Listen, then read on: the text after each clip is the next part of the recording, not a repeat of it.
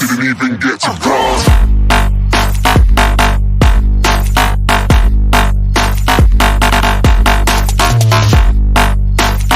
Hello guys, today we're starting with servo motor, its usage and practical examples. We will see overview of servo motor and we will revise the topics that I have covered in joystick video. Also, please subscribe, like, share, and comment. And happy Diwali to you guys. Let's start. So now we are learning about servo motor. A servo motor has a capability that can turn its arm to 180 degrees.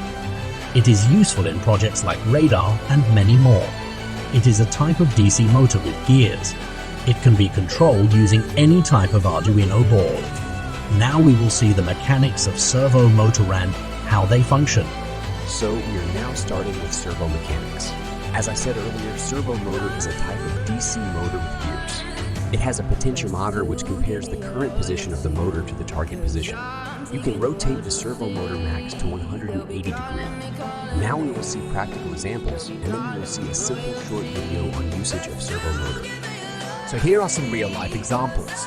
The toll gates have a fixed system that is fast edge. There could be 2 IR sensors placed in entrance and exit of toll gate.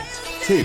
In hospitals or any supermarkets, or we can take most common example, airports.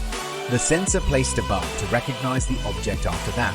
The door opens. 3. In modern cars, servo motors are used to control its speed. 4.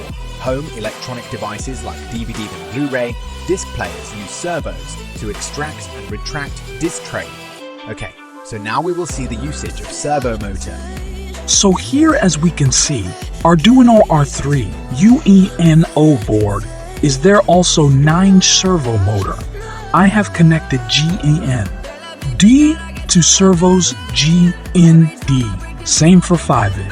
I have connected signal to digital pin number 6 in Arduino R3 board. So the code which I am showing, it will not work because I did not add library called my servo. After adding that, it will work properly. It will work like that in the video. Alright guys, this is the end of the today's session, but I know most of you people wanted last class summary, but it's too late, like the video will go too long and boring, but next part, that is part 2. I will do quick recap of servo and joystick. You will see the code at the end of the video.